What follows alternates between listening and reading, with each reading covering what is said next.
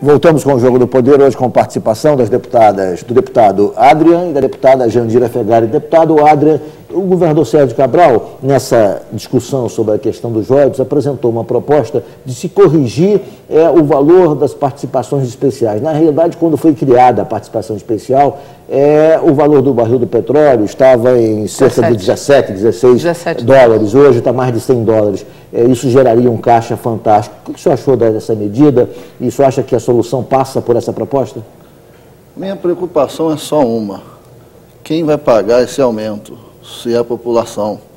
Eu acho que há necessidade realmente de cada um ceder um pouco, os governos municipais, estaduais, federais, mas desde que isso não venha acarretar mais custo para a população. E será que a União vai querer pagar essa conta sozinha? Então nós estamos trabalhando para isso. Nós estamos buscando, através das reuniões, o apoio de outros deputado do Brasil inteiro, mostrando que nós estamos dispostos a ceder. Mas o que não pode acontecer é você cobrir um santo e descobrir o outro. Deputado, eu queria fazer uma pergunta para o senhor específica sobre Macaé. O deputado é de Macaé, irmão do prefeito de Macaé, e eu queria que então, o senhor fizesse uma leitura sobre que impacto teria essa medida, ou seja, como seria a vida em Macaé caso fosse realmente promulgada essa proposta que foi aprovada pela Câmara, depois pelo Senado, distribuindo os royalties igualmente entre estados produtores e não produtores. O que aconteceria com Macaé? Macaé deixava de ter investimento, não iria quebrar, pois o royalties representa 35% do seu orçamento. Então, não vai ter mais investimento. Agora, minha preocupação maior são com os municípios vizinhos que nasceram no período do royalties. E por exemplo, hoje, que municípios? Carapebus, Quissamã, Rio das Ostras, até próprio Campos.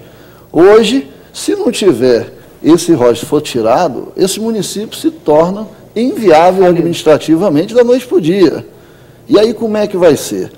Eu sou de Macaé antes da Petrobras. Hoje a região produz 86% do petróleo nacional. Todo dia chega gente do país todo, atrás de emprego, muitos sem qualificação. Todo dia chega crianças novas para a rede escolar, são 4.000 crianças todo ano, uma cidade relativamente pequena, do interior. Ou seja, Macaé tem uma demanda que a produção de petróleo traz uma demanda, assim, absurda. E, ao mesmo tempo, leva uma fama do município rico. O Eldorado brasileiro. O Eldorado. Tem gente do país todo. Uma boa parcela da população é estrangeira. Perfeito. Deputada, eu queria voltar àquela questão da participação da União. Nessa quebra de braço entre produtores e não produtores, não haverá entendimento se a União não se dispuser a ceder uma parte que lhe compete na distribuição, na repartição desse bolo. A senhora acha que há no governo, a senhora que é de um partido da base aliada, esse entendimento, essa predisposição de dar uma colaboração efetiva, cedendo uma parte que caberia à União para se construir a solução? Eu acho que começa a cair a ficha da União nessa questão, porque ela tem que contribuir para o acordo, até porque os governadores estão buscando também a União para isso. É porque é importante dividir aqui o seguinte: existe uma coisa que é o pós-sal, que é o que existe hoje. O que o governo já tem, os governos estaduais já têm hoje. Por exemplo, o governo do Rio de Janeiro hoje depende em muito do royalty que tem, até porque o ICMS do petróleo é cobrado em São Paulo, nós não temos ICMS aqui. Verdade. E a conta petróleo não é só royalty, tem ICMS e tem outros tributos, que é uma coisa maior que os estados não produtores já se utilizam dele. Né? Então o Rio só tem o royalty, ela não tem o resto. Né? E a dívida do Rio de Janeiro com a União, quando o governador Garotinho fez o acordo, está lastreada em royalty. Então 4 bilhões por ano que são pagos à União são pagos pela antecipação, pelo acordo feito com o royalty. Então, o Rio de Janeiro hoje, se deixar de ter o royalty, ele vai ter um problema gravíssimo. O Estado ficaria com muita dificuldade. Exatamente. Então, é óbvio que os governadores estão trabalhando nisso. Então, o pós-sal, isso que nós temos hoje, se mexer nisso, é problemático.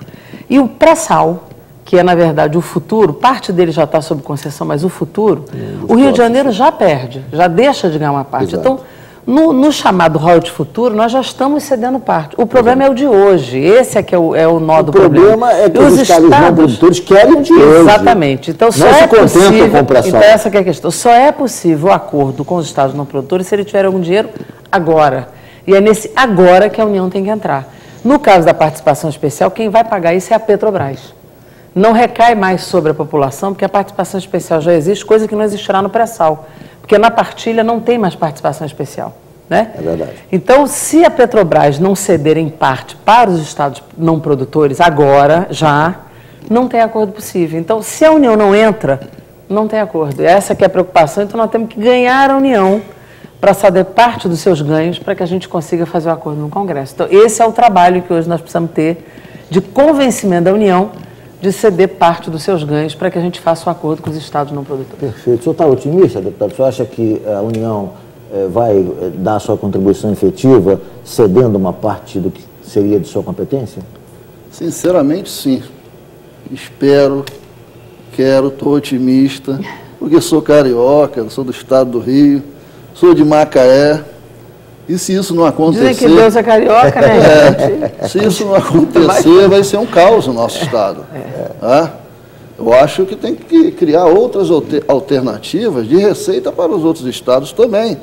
Não pegar o que é um direito constitucional do estado do Rio, já está aqui há tempo, agora de repente... A não ser que reponha o ICMS para cá. Ou seja, uma troca. Se houvesse a cobrança do ICMS na produção... Porque o ICMS é no destino, é no então destino, a gente não na tem. Produção, exatamente. Se for agora, estamos todos apreensivos diante disso. Se até dia 22 não houver algum acordo, o veto é colocado em pauta, e aí nós perdemos. Não, parece que houve uma pílula para se deixar para 5 de outubro, não é isso? Não, mas cada semana a gente busca estender mais um pouquinho, né? Então, se tiver um acordo em construção, se houver a percepção de que... Acho que o clima lá é de acordo, mudou o clima no Congresso, não está mais aquele clima de bater de frente e tal. É um clima de construir. Se perceber que há uma construção, dá para adiar. Se sentir que não há, aí vai colocar o veto. Então, o nosso trabalho ali é para, inclusive, ter esse clima parceiro de construção para que a gente consiga adiar essa pauta. Deputada, há cerca de 15 dias a Câmara absolveu a deputada Jaqueline Roriz, que foi acusada de receber recursos de origem obscura, antes de ser deputada federal, mas, enfim, já era uma figura pública, e ela foi absolvida.